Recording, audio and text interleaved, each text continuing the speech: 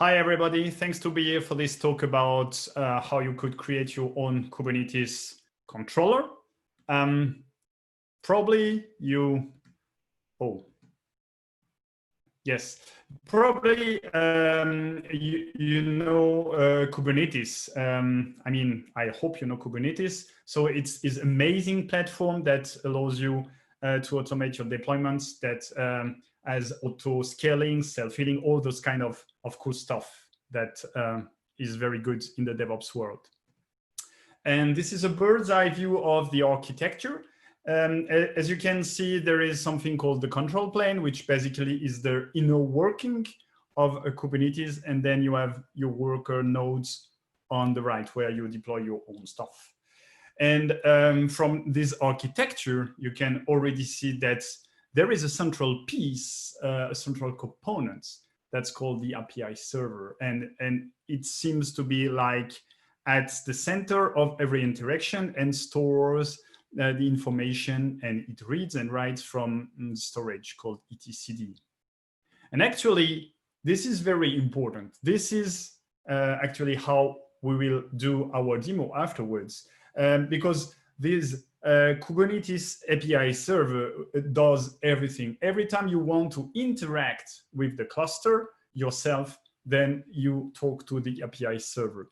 And something that is very important is actually, even if you are using kubectl, you talk to the API server. And the API server basically just needs two things to talk with, is just HTTP and JSON. And if we use this command line,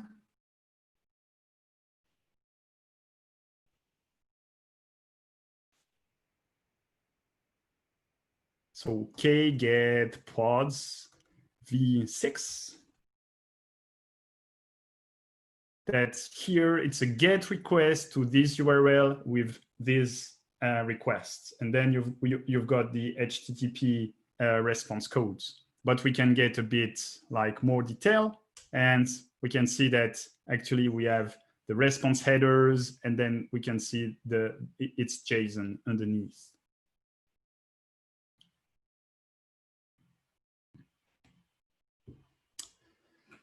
So the next point is controllers, and you could see in the slide title, I struck out operators. Go to it a bit later. If you know how to do a controller, how to develop a controller, you know how to develop an operator. So this controller in Kubernetes is a control loop. So basically, you have a piece of software that checks the state of the cluster, check your desired state, and tries to fill the gap between the two.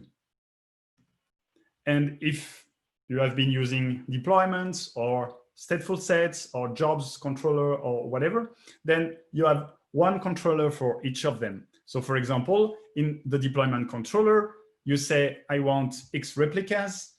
And if you kill one of them, then Kubernetes, through the deployment controller, will check that, oh, now I'm missing one. There are no 4, I want 5. So I need to start a new. So control. And where do you put them? Well, actually, you can put them anywhere. So of course, the out-of-the-box controllers, they run in the control plane. So they are nicely isolated. But if you create your own controller, you can run them anywhere. You can, of course, run them inside the Kubernetes cluster itself. And then you get all the benefits of running inside of Kubernetes, as I mentioned, self-healing and this kind of stuff. But nothing prevents you from running them outside the cluster. Now, as I mentioned, there is a slight difference between an operator and a controller, actually. And an operator is a specific controller. The operator works on custom resources. So your own custom resource definition, then it's an operator. If your controller works on an out-of-the-box resource, then it's a simple controller. And what are custom resource definition? Well, the Kubernetes model is very flexible. It allows you to introduce no resources, no kind of resources. So you can create your foo and your bar, and of course, what makes sense in your domain. And here, for example, this is how to define a CRD. So I work for a company called Hazelcast, and we could define that we have specific pods that we want to deploy, but instead of having to deploy a pod, we say, oh, in our domain, then we will model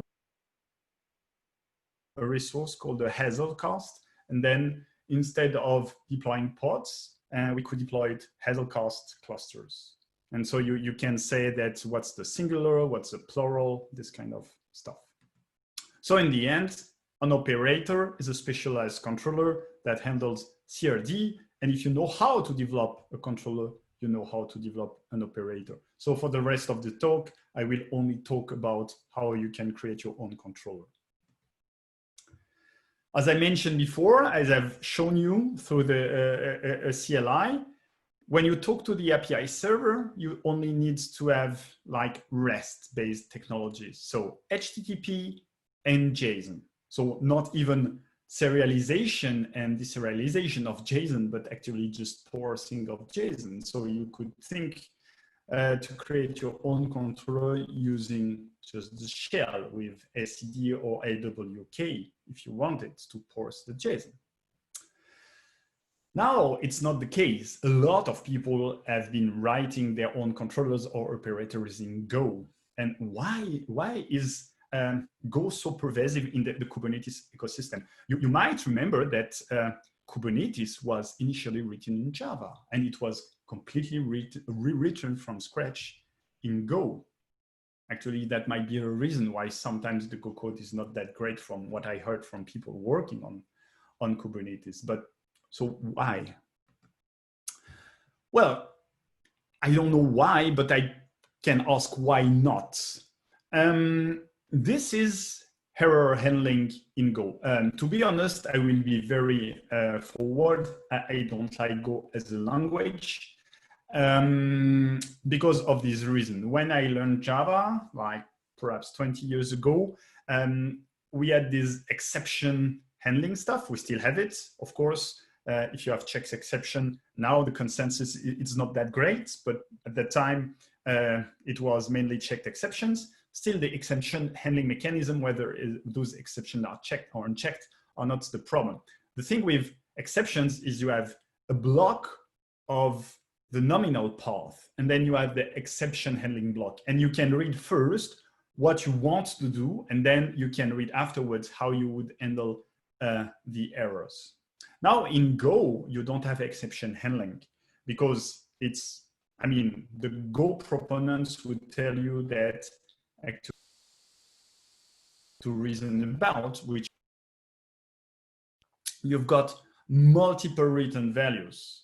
And so every time you call a function, one of those written values might be the error. And every time you need to check that, hey, did this function return an error code that is not nil? If yes, what should you do? And this is the kind of code that you write when you do Go code. And for me, I find it very, very hard to read because the error handling code is intertwined with the nominal path. So as a pun, if you are a Go developer, you probably have this kind of keyboard key. And in all ecosystems or standards, you say, hey, but why not this language? And it seems very easy. I mean, Go, the reason behind Go is that it's very easy to learn. And I agree that it's very easy to learn. But it's not only about the syntax. I mean, anybody coming from Java can learn Go syntax in 1 or 2 days. You might remember the books like Learn C in 24 hours. Of course, this is not about only the syntax. If you're an experienced developer, you probably know a couple of languages, so you can learn new languages, new syntaxes in a couple of hours. But it's much harder to use the language in an idiomatic way. Like I remember when I started working, I was a Java developer, but then at the time, a lot of people starting doing Java, they were coming from C background. like recognize the way the Java code was written, that it was written by somebody who was writing C before, because they were, for example, always trying to dereference the variable at the end of the methods, because they were afraid that basically it would stay in memory. But even if you know how, I mean, if you learn to use a language in an idiomatic way, now the next step is to know about the ecosystem.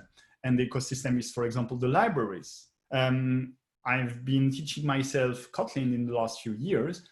It's very easy because I have a Java background. So going to Kotlin, I can reuse the same library. It's very, very easy. Now, if I want to learn Go or Python, then it makes it much harder, because now I have this problem of choice between library. I mean, what framework should I choose? What logging library should I? All this kind of questions that I don't ask myself when I'm writing. So tooling might be the IDE. Tooling might be, oh, there is a bug. How do I debug? How do I set a breakpoint in this IDE? So my very pragmatic view on that is, if you want to learn a new language, you must learn all its ecosystem, and it's an investment. Sometimes you don't want to have this kind of investment. So if you already know a language, then use it. And I know Java, so I mean, you know where I'm heading to. I will want to create a controller in Java. And because I believe that just talking about something is not that interesting, just have a demo now. So I've created a new project. This is a Java project, a Java Maven project. And as you can see, it's compatible with Java 8. I'm still I'm lagging behind, but just to show you that it works. And I have two dependencies. The first dependency is actually the Java client library. This is what allows us to have a Java API. Then this library will translate the Java code to REST calls and will do his work. This is available like freely. As you can see, it's sponsored by Kubernetes itself, because Kubernetes offers a Swagger API, and then the bindings in different languages are available very soon after. So when there is a new version, this client library gets updated and it works out of the box. The second one is I need to do some logging. So I just need to log something. So that's the first step. As you can see, nothing mind-blowing. Java library, Java client for Kubernetes. The other is logging, and you can choose whatever you want, of course. Now, I want now to start using this library.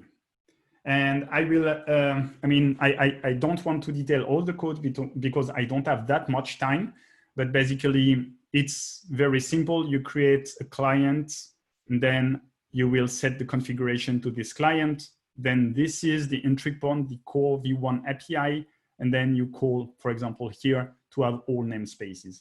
And as I mentioned before, because the Java code is like very close to the Swagger API, then you need to pass a lot of parameters. So I need to pass all those null values. That's the reason why I don't like that API so much, but it's the nice beginning. So I will get all the pods, and I will use Java 8 streaming just to display them in the console. So now I will just run the program. And here it works. So basically, I've just listed all the pods in all the namespaces. And if I do a k get pods in JVM operators, so I need to do all namespaces. Yes, I got the same result. And you can see it's even better than that, is actually coordinates, two coordinates, one etcd. So it's exactly the same as if I run the command line interface. So that's pretty good.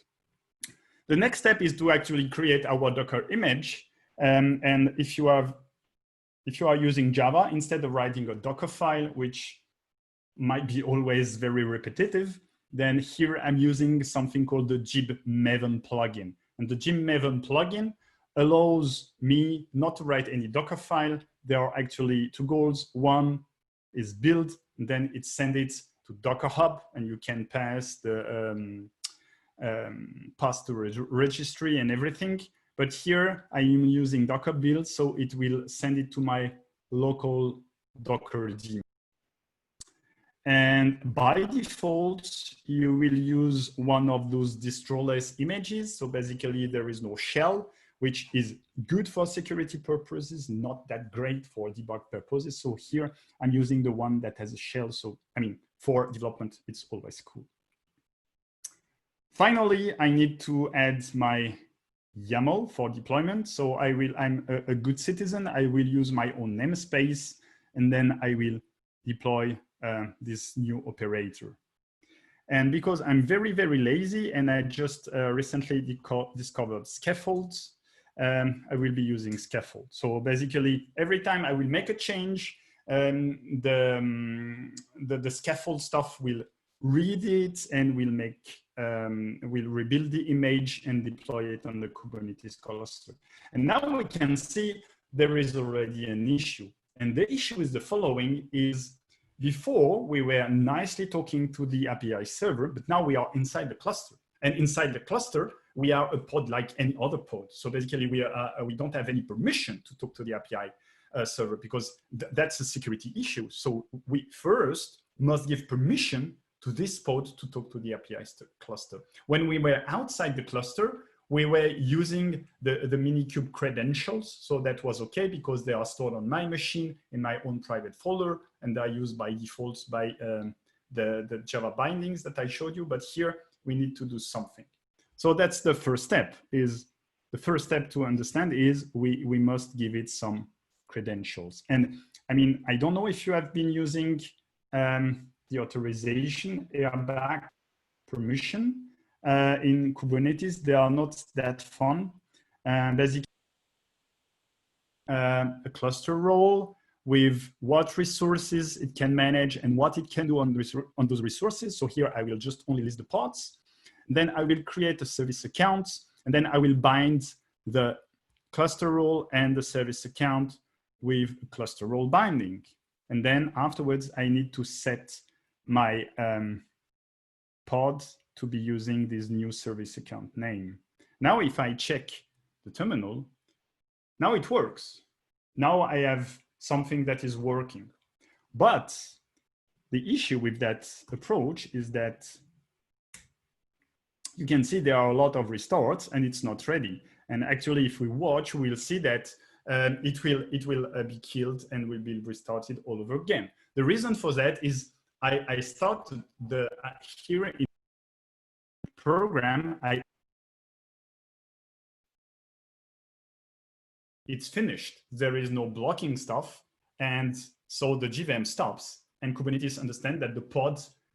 So I've got a question: is K an alias for Kubernetes? Yeah, I'm sorry, because I'm super lazy and I don't want to type too much. So here I've written an alias that tells me that K is an alias for kubectl. Yeah, you're right. That's a good question.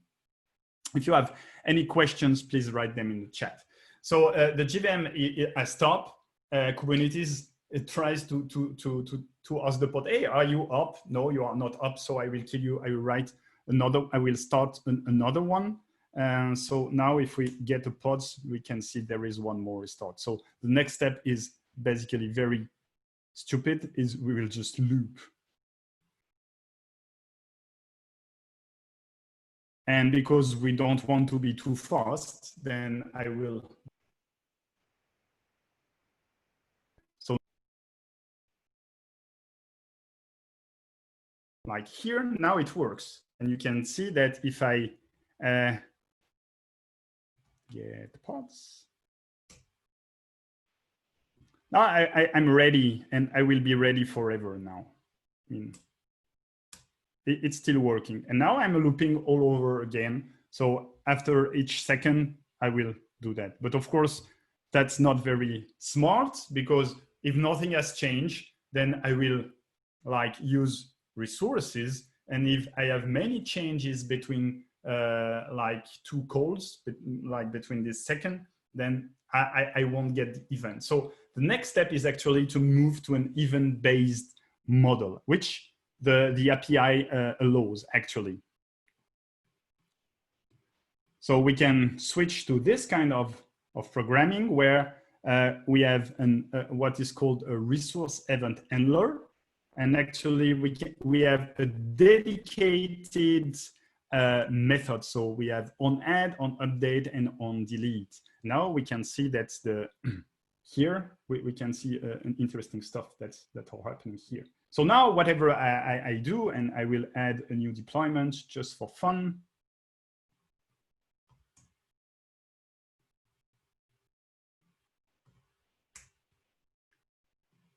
And we can see that now the code that was listening has been triggered, and there is something happening in the log. Now I will cube delete deployment HZ. And now again, I've got deletion stuff. I don't have that much time. So the next step is to actually do something like a real controller, because before now, I was only writing things in the log. So there was no controller actually. So now I will do some controlling myself, and I will use this one because this one is most interesting. So now watching was another permission I needed to set. Now I need to create and to delete pods by myself. And as you can see, it's even, I mean, the code itself is no fun. Now you need to think about a lot of stuff. Like for example, hey, when I add the new pod, so sorry, the sidecar, I forgot something, that the sidecar is to when something happens. So for example, you have Istio that does it. So every time you deploy a new pod, you have this new envoy pod in front that will hijack the network communication. Here, I will just don't want to do anything. I just want to deploy a new Hazelcast pod when I deploy a new pod. And now I need to think about a lot of stuff like, hey, is it like always in any namespace? Okay, that's fine. Now, if I deploy a new pod automatically, this new pod will actually trigger a new automatic deploy. And so it will get on and on and on and on. So I need to create the business logic. And now it gets much, much harder. Because I need to check the create sidecar if there is no sidecar and nothing. I already told you about the fact that I didn't like the API. So the next step is actually to migrate to a better API. So I changed the API to something called Fabricate. Fabricate is not delivered by Kubernetes. It's a company that does it. But as you can see, the API looks much, much nicer. And you can see that if you know YAML, then it looks really like YAML. And actually, yes, I had to add the indentation, but it's very YAML-like. And you can still have the same. Oh, now it's the time where I need to do it by hand. Sorry about that.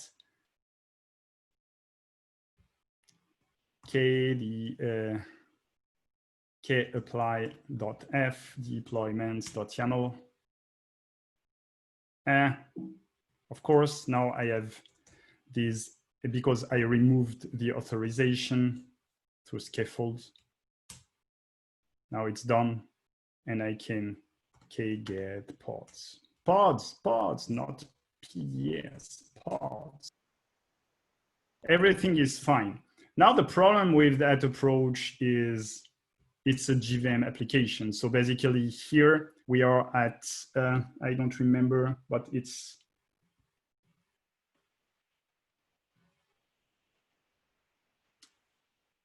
I think it's 1.9. 1.9 is 180 megabytes. It's a lot. So in that case, what we can do is we can use something called GraalVM. So I won't go into all the details of GraalVM, but basically in the end, we can take a jar and create a native executable out of it so that it gets much, much slimmer. In the end, my latest image is no,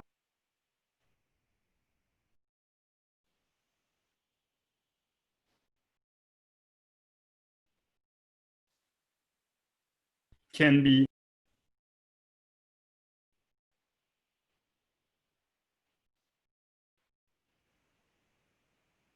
in this talk. We saw what are controllers, what is the difference between controllers and operators. We noticed that there is no tech stack required, not Go. You can reuse Python, whatever the JVM, because I'm a JVM developer. And if you add GraalVM into the mix, you can have controllers that are as good as Go one. So thanks for your attention. You can read my blog. You can follow me on Twitter. You can check a lot more about Hazelcast.